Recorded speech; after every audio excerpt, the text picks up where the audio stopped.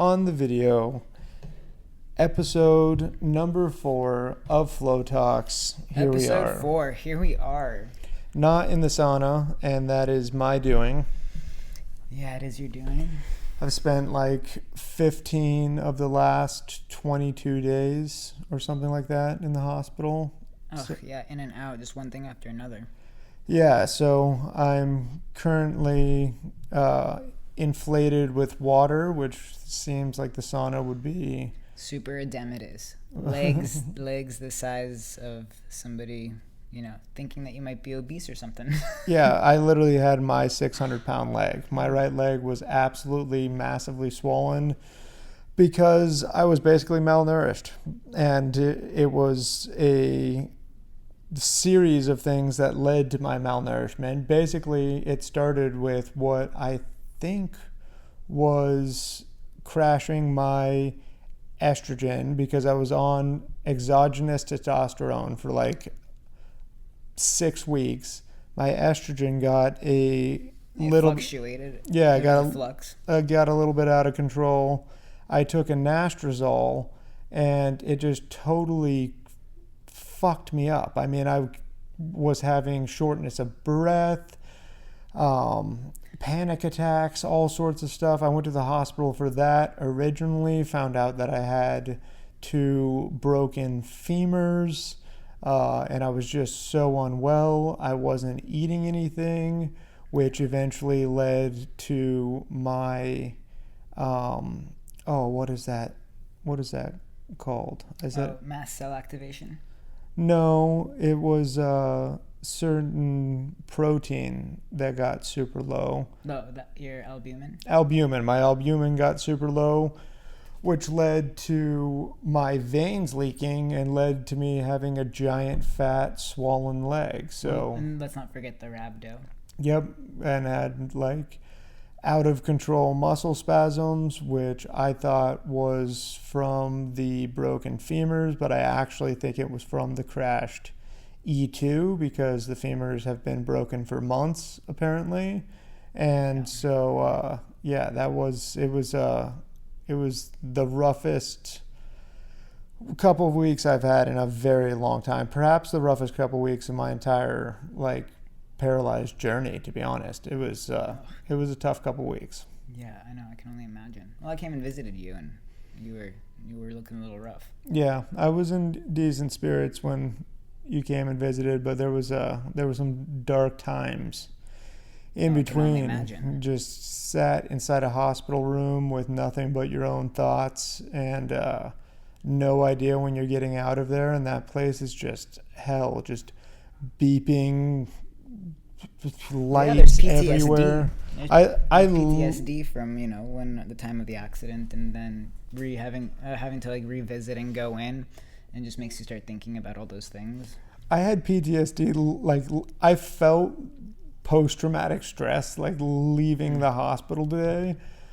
I had just it was like someone he left the hospital today. I got out of the hospital 5 or 6 hours ago, finally. Yeah. And when Chuck and I were driving back to the house, it literally felt like someone was grabbing my heart with both their fists and twisting, in just fear. I was just had this fear response to never again. I'm going full health, hippie, granola, back to earth, back to my basics of just focusing on all the natural ways to stay healthy, because I'm doing everything in my power for the rest of my life to stay out of the hospital, because man, what a nightmare. Yeah, I mean, especially when the care team isn't really listening to you and what you're trying to express to them as to why you're in there,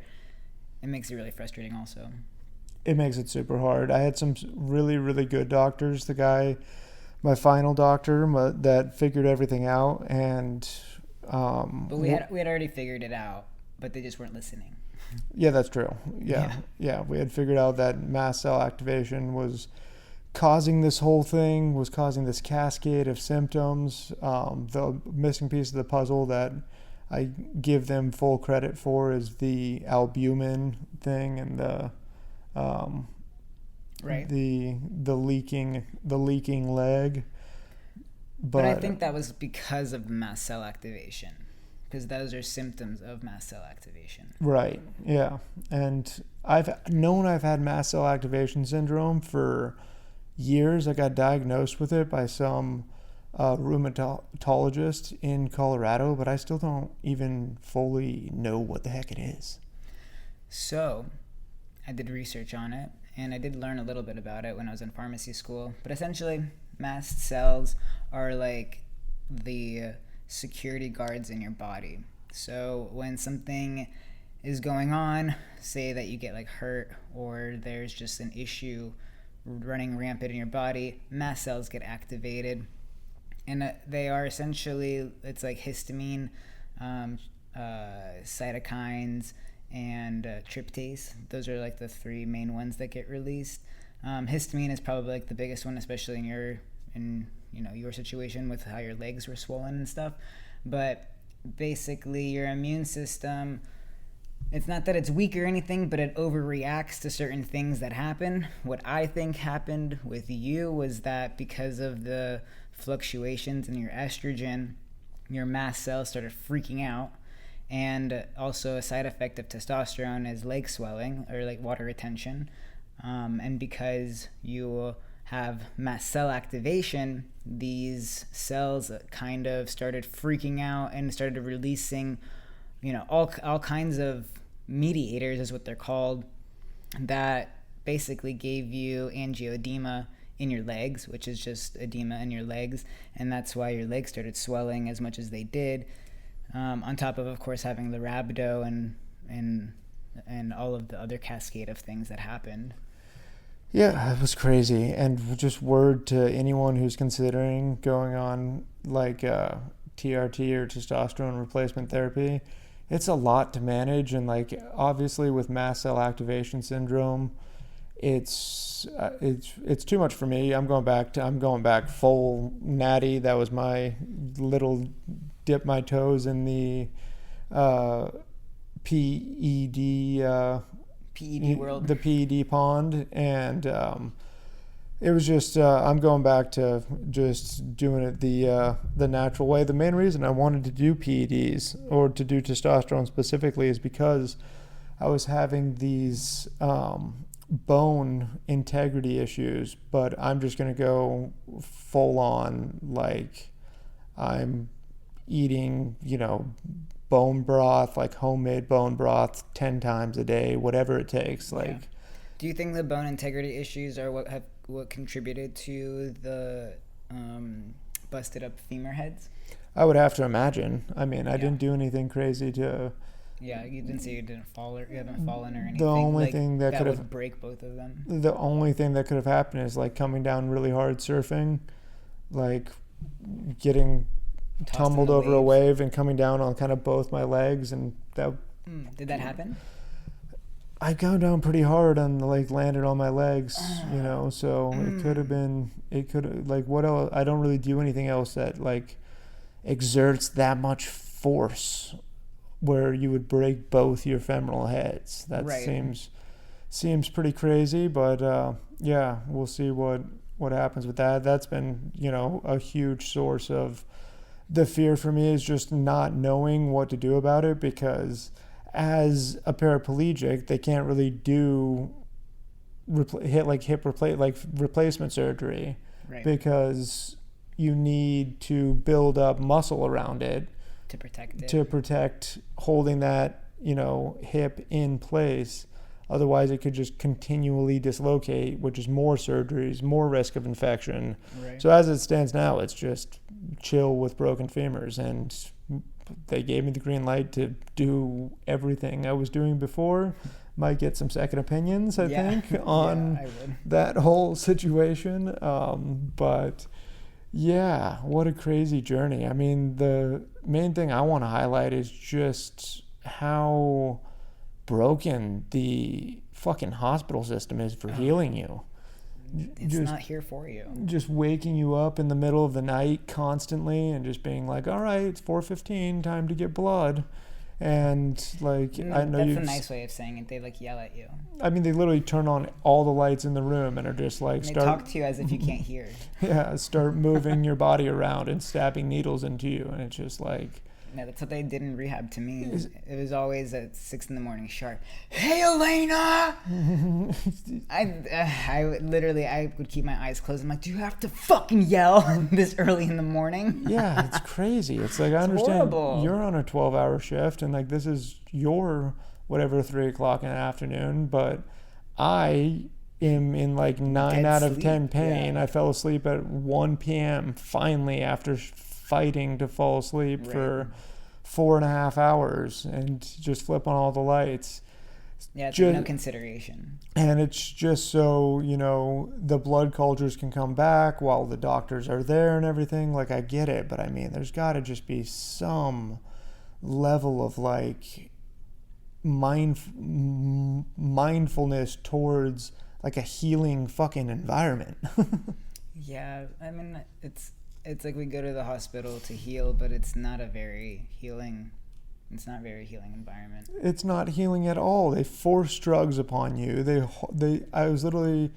Or they don't, or the ones that you need, they keep because they don't want to give to you. Yep, they withheld, like, I'm coming off testosterone, so I need HCG. Yeah, I was on testosterone, HCG, which is like human... It's basically make sure that you can still have babies. Yeah, keep your like your testicles live while you're on a test. And I think it's choreotropic. Yeah, something like that. But whatever it is, I needed to continue taking it. They withheld that from me.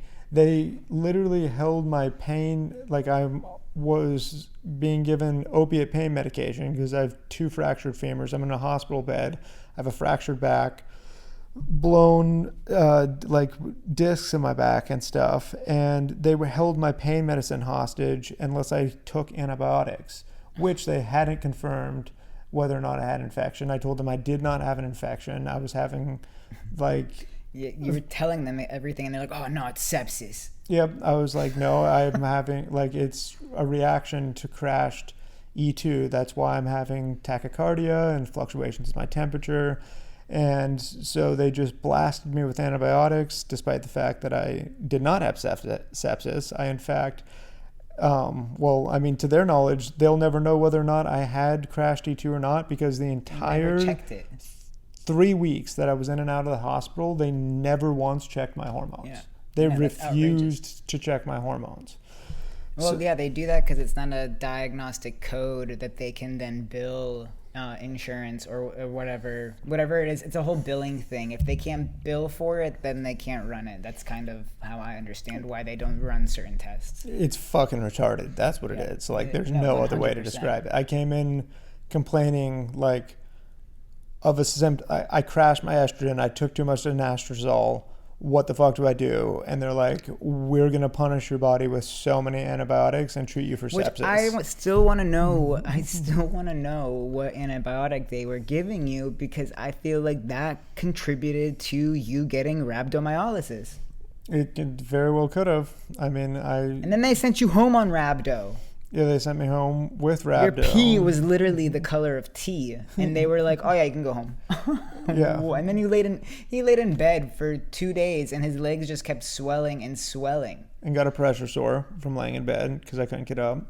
So it's horrible. Yeah, it was horrible. I still can't believe they sent you home. No, it was makes literally zero sense. Net horrible experience, but it was a massive motivator towards this podcast, towards everything that I've wanted to do in my life. Like, I had so much time to sit in there and think about what was really important and about what, the heck I'm going to do. And I am going full, like, masochistic, like, in a loving way. Like, my body's a temple, like, just healing lifestyle. I just want to go full hard in the paint towards maintaining my health and not losing my health again. And this podcast is a huge part of that. I want to build a network of people who have that, that same mindset, thing in mind. That same goal. Yeah. Well, the same way of living. Mm-hmm. Yeah, I think it's important. And build a life and a business around that, whether it's gyms or, whatever it is. I just want to build a lifestyle of health. Yeah, I think that's a great goal. I think everybody should have that goal. I think it should be a way of, like I said, a way of living. I don't think it should just be, we do it for a little bit and then we pull ourselves out. I think a lot of people look at, that's been a common theme, is this whole, a fitness lifestyle, and that's just what it is. It's a lifestyle, and so we have the ebbs and flows of, being on it and being off of it, being on it and being off of it, whereas there are people who think you just got to be on for a little bit and then you're done. Versus it being this whole life progression of, once you adopt the lifestyle, you're forever in the lifestyle. Mm-hmm. Yeah, I mean, I just want even my work to somehow promote promote my health and well-being, because as it stands now, I love what I do. I sell life insurance, and it allows me to work from home, and allows me to stand and bike throughout the day, and gives me tremendous freedom that you need as a paraplegic. But it also just causes me a tremendous amount of stress. It's just, that's why you weren't really eating. That was a huge part of why I wasn't eating. Yeah, I was. You're just constantly trying to get calls. Yeah, constantly working, and just every minute in between work, I was trying to look out for my health. I was trying to stand or bike or, go to the gym or whatever, and I was just condensing. I just wasn't making enough time for. Prioritizing. Yeah. Your priorities weren't where they probably should have been. Yeah, and I don't look malnourished by any stretch of the imagination, but it was just I wasn't consuming enough protein for how much protein my body was using. Right, because being on TRT, you just have an increased, you can protein synthesize much more versus not being on it. Yeah, I think that was was a huge factor in causing the albumin issue. I'm totally against. I'm 100% flip side, against TRT and PEDs compared to 6 weeks ago. Yeah, when I first started them, and I was like, this is the shit, this is awesome. It's just, for me personally, it's just too much to manage. Too many labs, too much risk, too much just headache. There's it's a different kind of responsibility that, some of us, not to say that you can't do it, but it's just too much on your plate right now. Yeah, and especially just what I was doing, where I was pumping my levels up above, well up above what was, probably, well into above optimized. Yeah, above optimized into enhanced territory, hoping for increased bone integrity, but it just, the cascade effect on my body personally, I just didn't react well to it. Right. Yeah, and I mean, everybody's different, and also having, it's unfortunate that you have the mast cell activation syndrome. I think that played a huge factor. One definitely. I think that also played a factor into the low albumin levels. Just because, again, the mast cells, they are overreacting and bombarding your whole entire system, and your whole immune system's freaking out. Yeah. And it didn't know what to do except bring all of the fluid into your legs. Mm-hmm. It's horrible. Well, yeah, and literally the lack of albumin, the water just leaks out of your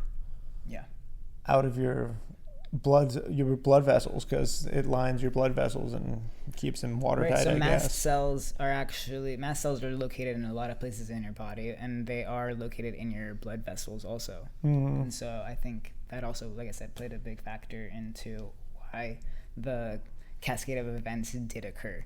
And I still think that the bombardment of antibiotics when they weren't necessary probably contributed to the whole kidney issue.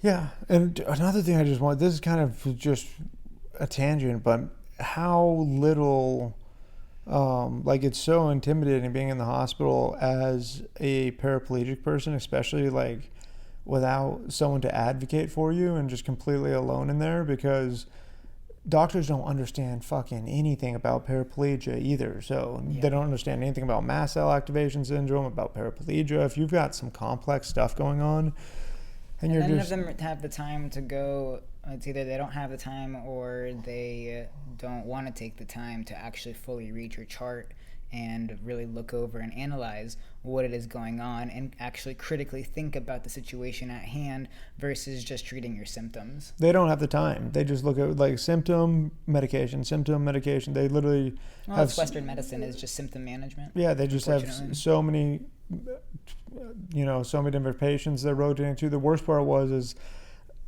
I would see a doctor at whatever 8 a.m, and then at 2 p.m, another doctor would come in and be like, all right, so what's going on? Let's explain. And then, did you not read my chart? That happened to me. I mean, between all the different departments that were looking at me, explaining the whole story and trying to give them the picture. I mean, probably 20 or 30 times while I was in there trying to... And I saw the doctor that I just explained this whole story to, hoping they're going to solve my problem. I saw that doctor again, whichever doctor it was, probably 5 of those doctors. Yeah. 5 or 6 of the doctors of the 30 that I explained what happened to me ever actually saw me again. And 3 of those doctors saw me, multiple times and were actually like trying to figure out what was going on. It's madness. It's absolute madness. Yeah, it's a frustrating process. And just if you find yourself in the hospital as a paraplegic or a quadriplegic or just someone with complex... or any kind of neurodeficit. Yeah, any neurodeficit, you just reach out for help so quickly. Reach out for help. Find people that have either been through what you've gone through or going through what you're going through so that you can receive guidance and receive help and then be open to receiving that help, right? I find that people pray for answers and they pray for direction and they pray for all of these things, and then somebody comes along and is like, hey, here's all of this information, but because it doesn't align with what society is telling, they are very hesitant and reluctant to receive the information because it goes against the grain. Mm-hmm. And that's unfortunate because it shouldn't be like that. It should be you're praying, God sends people, sends conduits, sends messengers to be able to send out, information for you to receive it. People come by with the information. If you are not in a place of receiving, then you are not going to be getting what God is trying to send. Yeah. Which is hard. I mean, it's a hard pill for people to swallow. Yeah, so I just got caught. Speaking of praying, wow, did I do some deep praying when I was in that. I mean, just finding out that I had 2 broken femurs, having no idea who has the answers to what the heck I do about that, having this cascade of other health issues that I have no idea what's going on. And then on top of that, like, my hormones are completely out of whack. My testosterone's tanking, my estrogen's doing whatever. And so my emotions, I was just experiencing the most extremes of emotions.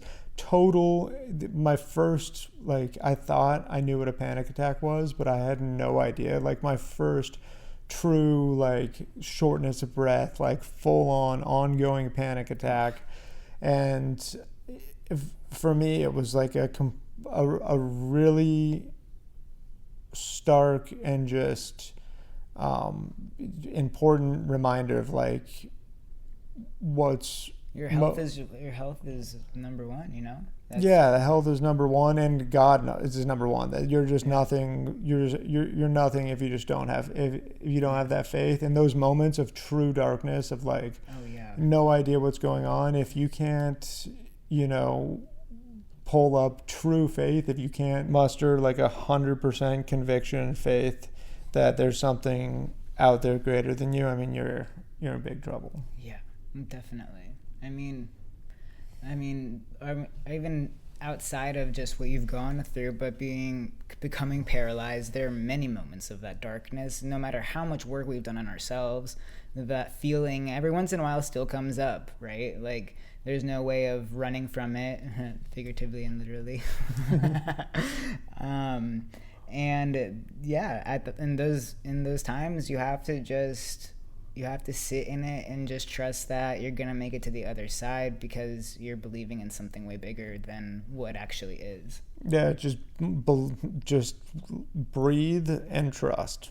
That's all that I had left. I was just like, I don't know. There was just so many question marks. I mean, physically, financially, just.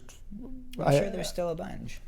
Oh, I mean, there's still a ton, but I was able to, at least, in those moments of like pure panic and darkness where it feels like there's no light on the other side. Now I feel like there's light. I feel I'm back. I'm ready to just, do the work that needs to be done to recoup my health and all of that. But there was moments of like total bleakness. Yeah. And in those moments, you just have to breathe and believe. Just breathe and trust. Like, I don't know why this is happening. I don't know what it means. All I know is that it's what's supposed to be happening. Yeah, I know that feeling all too well. That's how it was literally every single day in the beginning of my recovery journey. I mean, I'm like, there's a reason this is happening, and I just got to be okay with that. Yeah.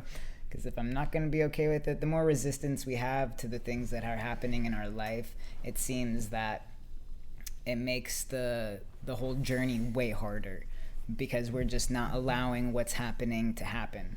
We're fighting it. We're giving a bunch of resistance. And in turn, what's meant to happen has a really hard time to find its way to you, because you're just, not you, but in general, like, you're just being super resistant to what's happening. Yeah, you're so right. That was why I was struggling so hard, is because I felt as though I was hitting like a peak moment of momentum. Like I had the most momentum. I felt the physically best, mentally best, emotionally best, financially best that I had in a long time when all of this hit. And I just had massive resistance to it happening now. And the resistance is what caused the pain and the fear. I've never had, I think it must be, I don't know if it was a hormone thing or just I've always suppressed my fear so well before. And this time I was just actually experiencing it, but I've never experienced fear like this before. I was just... What were you ultimately scared of? I was just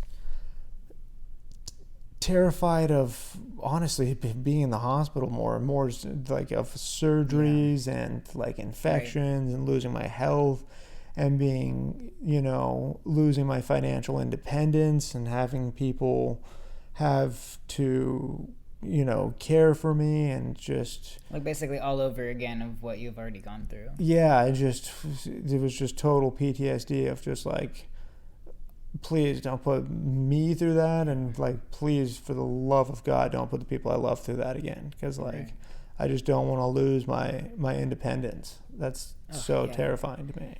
Yeah, and people don't realize how much their autonomy is worth.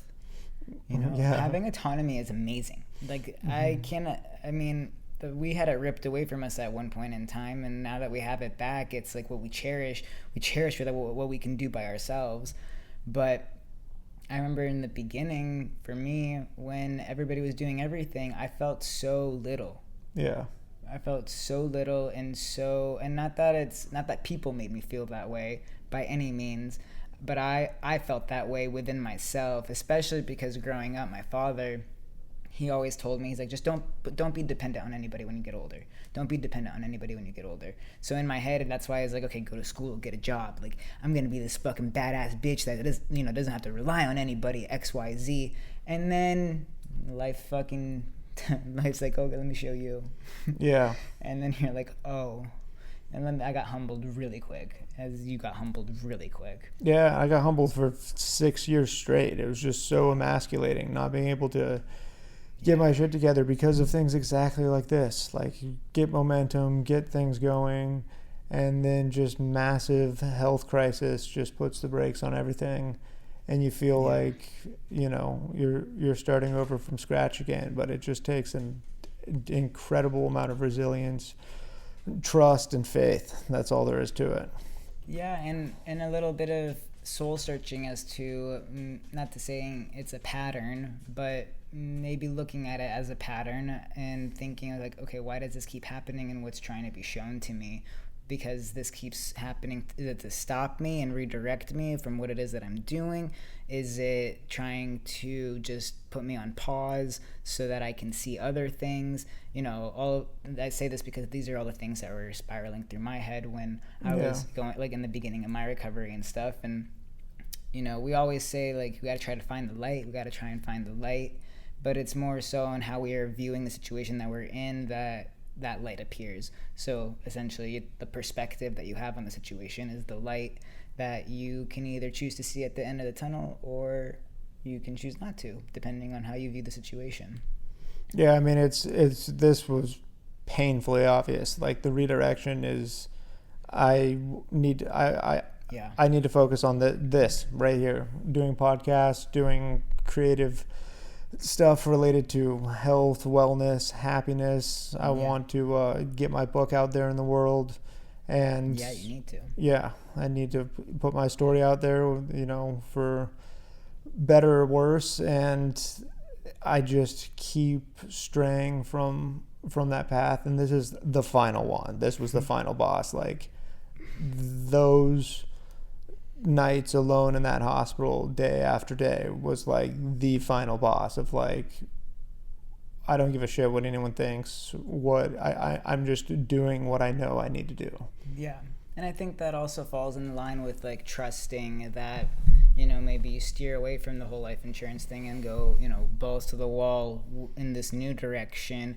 And within that, having the trust that abundance is coming regardless of how it's not a matter of how it's going to happen. It's just knowing that, it's not even believing, it's knowing that it's going to happen, and trusting in that knowing. Yeah, the trust is everything. Yeah. And, like, the life insurance thing came to me in a very, like, it was like a very gifted, like, way. I was looking for someone that, you know, I was just looking for guidance. I was looking for the next thing that I needed to do. And I showed up early for church. Like, it was, I thought I was 10 minutes late, but I was actually 20 minutes early. Nice. And I was talking to my buddy Chuck on the phone, who's saved my life during this whole ordeal. And I was like, I guess I'm supposed to meet someone. And I, like, took off my headphones, and, like, someone just happened to recognize the shirt I was wearing, introduced me. And so, like, it's been, you know, a blessing in its own right. It's something that I can do alongside this. That's the amazing part. That's cool. Is, like, what a gift of, like, flexibility of something I can spend, you know, I can spend 4 hours a day doing it, and you know, live, or I can spend 10, 12 hours a day and make a bunch of money. But, like, it's looking like the 4 or 5 hours a day and living. Yeah. The whole, you know, purpose thing is what I'm being told to do. So yeah, that's good. I'm gonna stop not listening to God. Yeah, I know. That brings me to, you know, I felt like my whole accident was a whole redirection of, you know, doing things like this. And because I've always wanted to do these things, I've always wanted to, you know, coach, I've always wanted to, you know, go and speak, and I've always wanted to build community and do all of these things that weren't really, at least growing up, a path that a lot of people had taken. So, of course, you know, the safe route is going into the medical field. And, you know, with baby boomers all retiring, by the time, you know, you hit your late 20s and your 30s, you'll have jobs no matter what, and, you know, X, Y, Z. And so, yeah, it's easy to fall into that. I mean, I'm very guilty of it. And then the accident happened the week of my board exam, and it was like, oh, maybe I should have listened when I was, you know, hanging upside down on my couch, and I'm like, what the fuck am I doing in pharmacy school? Mm-hmm.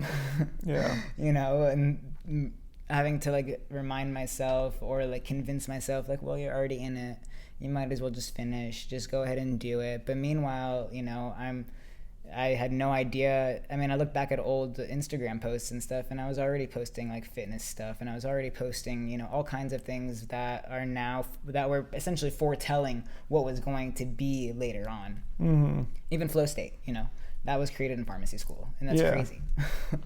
Because the whole story behind that is, you know, is just me wanting to build a clinic out and calling it flow state recovery, and that was my handle. Then my actual Instagram, my personal Instagram, got hacked, and then literally like 5 months later the accident happened, and then flow state recovery became my new handle. Yeah. It's crazy. And it's like crazy. I mean, it's like you don't want to, it's hard to not believe things happen exactly the way that they're supposed to happen, because sometimes those things are so shitty, and to make somebody believe that this is what's supposed to happen, it's almost, well, it's a hard pill to swallow, because you don't want to think that like, damn, like it was always going to be like this. Well, like what stopped me is like I just had like a deep-seated belief inside me that I didn't deserve it right away. I didn't deserve whatever it was that I wanted, and I had to go out and suffer and like make a bunch of money and do all these other things and like support everyone in my family. And it was like I had these imaginary criteria that I had to like tick off all these boxes before I like deserved to have success doing something that I just loved and enjoyed. Mm-hmm. I thought I had to do something horrible first that I hated to like earn the right. I didn't actually think this consciously, but later on, like in hindsight, that's probably like that's how you're analyzing it. Yeah, that's like how I like. That's like what my belief was. I had to go out and suffer and earn the right to, you know, just do what I love. And this is what I love. I just want to do podcasts. I want to interview people all over the world about the things that I'm super interested in. It's what I've always wanted to do. I've wanted to do it since I was, you know, literally like 11 years old. I wanted to write a book called 1,000 Eyes and interview 500 different people and ask them questions about like purpose and meaning and everything, so that I could understand the world through like different people's perspective. Yeah. Like that's always what I've wanted to do. It's literally what I've done. It's really what I've done. I just haven't, you know, made it a thing. I've just gone around and asked people all over the world like what they think and what, you know, their purpose to life and their meaning and everything is. And it's just crazy how our own like constructed beliefs about ourselves and how the world works can just stop us from doing whatever it is we're meant to do. Definitely. And just the societal pressures of what we think we should be doing versus what we want to be doing. Yeah. And there's in my very brief foray into like recovery, during one of the steps, I can't remember which one it was, but like what is that noise? I have no idea.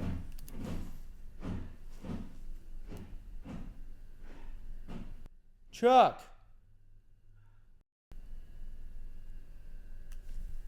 That was super weird. Was that not like the... Okay, that was crazy. There was absolutely nothing going on. My buddy was just doing a super intense workout in the back. But what I was saying was, in my super, super brief stint in recovery, we had to like go through everyone we ever resented and like everyone we'd ever wronged. And I realized like one of my big resentments was like society, was like the pressure to conform, and that I'd always like tried to go against it to the point of like it being detrimental to me, because you can only fight. You can only have so much resistance. Back to the resistance. Yeah, and I mean, you can, like, unless you're gonna fucking go out into the middle of the woods in the wilderness and live off the land, like in some remote part of Alaska where no one gives a shit whether or not you're, killing animals and cutting down trees. You have to like conform to society at some point, to some level, without resentment, without allowing it to like be, at least for me, was like one of the things that I actually had to like kind of overcome. And I think I'm currently going through that. Yeah, and like that's why the life insurance thing for me, like I'm looking at it as a blessing, whereas before, for the whole rest of my life, I would have looked at it as like, this is the antithesis of my personality, like I don't like anything about this, I don't believe in any of this, I would have had massive resistance to it, rather than just being like, I don't fucking know why this is the opportunity that came up, but I guess I'm a life insurance sales guy. And I would have had an ego that said like, that's not me. Like I would have been, I would have wanted to be something more special or more fucking badass than that, where in reality, like I haven't earned that at this juncture in my life. I haven't put in the work. I haven't put out the podcast. I haven't, done whatever it is that needs doing to have that opportunity that I used to believe I deserved come to, fruition. Otherwise, it fucking would have. That's true. And so, like, for me, conforming and seeing it as a blessing and as a kind of, what's it called? Like a catapult, or kind of like a accelerator for making my own escape is catalyst. Yeah, it's just been massively beneficial to be a part of the cog in the machine, whatever you want to call it, gratefully. And as I'm doing that, slowly bring on more skills, take the time to do things like this podcast, and finish up my book and do other things like that in conjunction with it. Whereas like before, there would have been like this huge tension between the two. I don't know if that makes sense. Yeah, it does. Or if I'm just rambling. A little bit of both, but it's okay. I understand that tension, because it's like the push and pull of, again, falling back into that trust, right? Like if you do go out and venture into these things, trusting that because it's going against the grain, are you doing the right thing by choosing to go that route? So that's like that tension that's built there. That's how I look at it. Because that I'm very much similar in the way of, I'm not saying that I don't think about going back to pharmacy because it's safe and comfortable, but at the same time, all of this shit that's happened, it would be a little selfish of me to go back into something that's comfortable because I know I can make some money. And then the question comes up, well, like, am I really trusting the process of what God's putting me through? Mm-hmm. And then, so that's what you have to ask. That's, a question you ask yourself too. Like, if I, start doing the things that I really want to do, am I fully trusting that this is what I'm supposed to do? And if it feels aligned and like good in your gut. And I think that's where that tension is, because it's like, we want to believe our gut and we want to go after our gut feeling, but then it's like, oh, but it's not doing what everybody else is doing. Mm. And that's what's hard, because we're so conditioned to do and follow versus lead and be, I think is a big tension builder. Yeah, we'll see. Everything that my entire ethos in life right now is just trust. Just trust the process and do what I need to be doing moment by moment, minute by minute, and just have my heart in the right place. Yeah, and that's what's important. And I mean, that whole your trust being the ethos right now, I think a lot of people can take a lot from that, essentially especially those that are in a fat loss journey, to be honest, because that is a lot of trusting too, because it doesn't happen right away unless you go and take like Ozempic or something, then it happens a lot faster. But and you know what I mean. But it's, if you're trying to do it the right way and going on like a journey for it, then the whole point is the journey, and trusting that you're gonna get to the other side of wherever it is that you're wanting to go, as long as you are doing your part along the way. Mm-hmm. And if you're doing your part and you're following whatever step-by-step process there is that you have or that you've created, then there's no doubt that one will get to the other side, because that's what happens when you just put the work in and do what you have to do, because God's gonna see you through.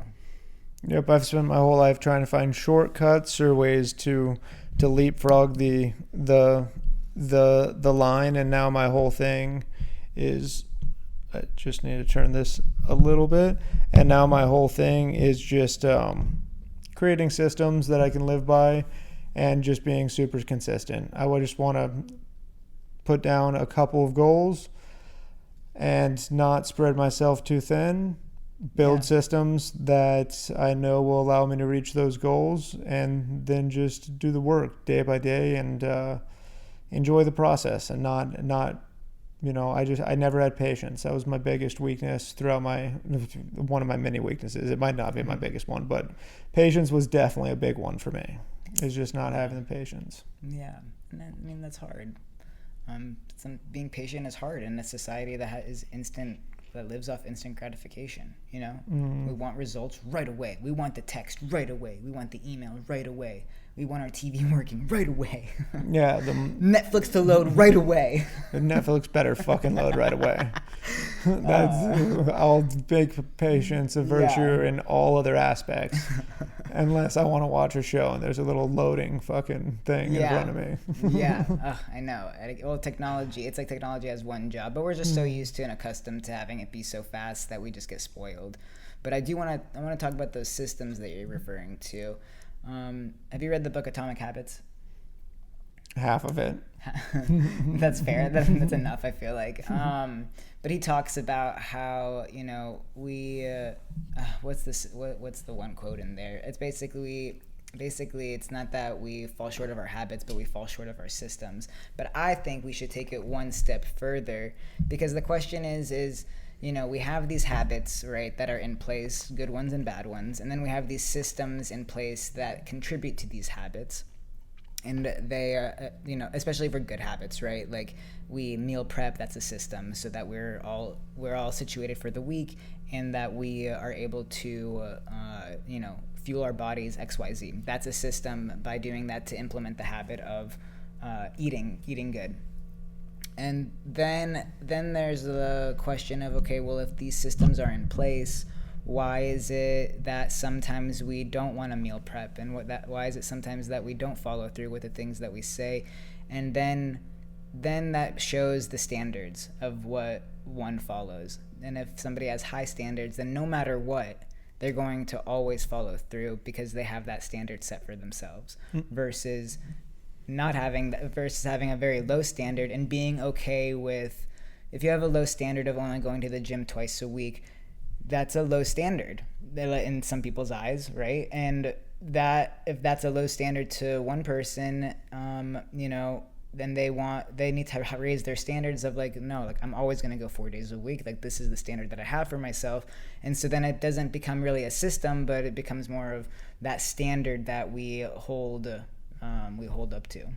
Yeah, and I would just say that for me, it's been a huge lesson of like gradually increasing those standards. Yeah. Rather than being like, I'm a person who never goes to the fucking gym, and now all of a sudden tomorrow I'm going to be a person that goes 5 days a week. It's crazy. It's just like, make it to the gym, twice a week for 15 minutes before, Right, and then that's creating that habit, right? But Yeah. so then, but like if we're really dissecting like all the habit all the way down, it's really asking what standard do I have for myself, Right. and then it's meeting those standards. And of course, I feel like Okay.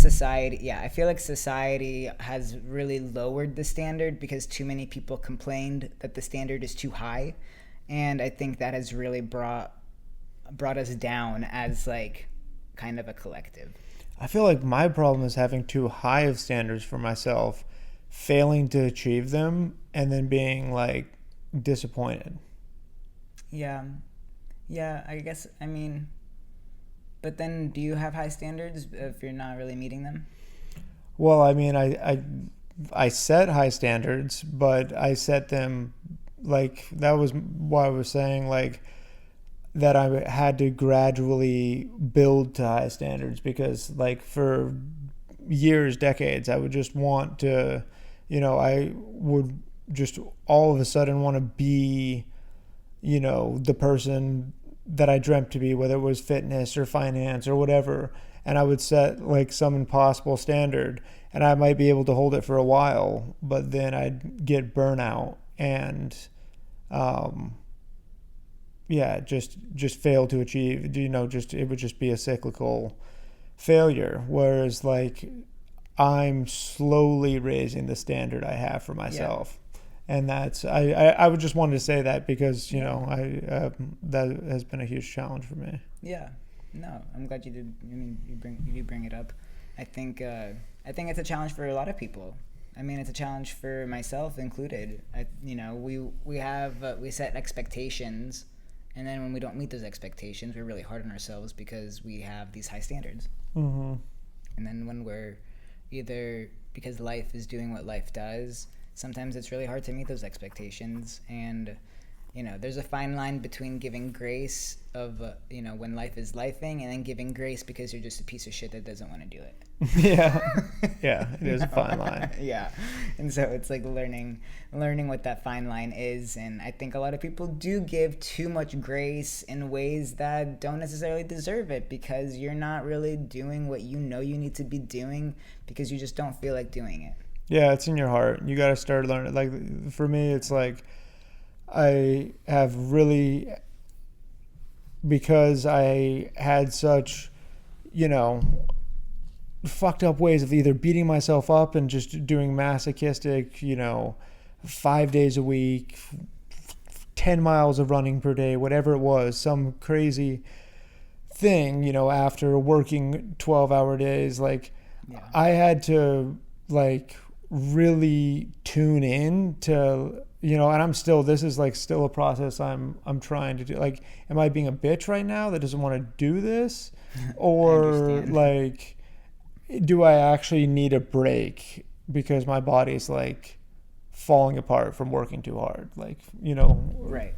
I guess that gives a point of, then reflecting on how you're spending your days. Like if you're spending your days and not accomplishing the things on the list, then maybe the former of what you said of being a little bitch is an appropriate answer. Mm-hmm. But if you are working as, back when you were working 12 hours and then running 10 miles, then maybe that break is well deserved.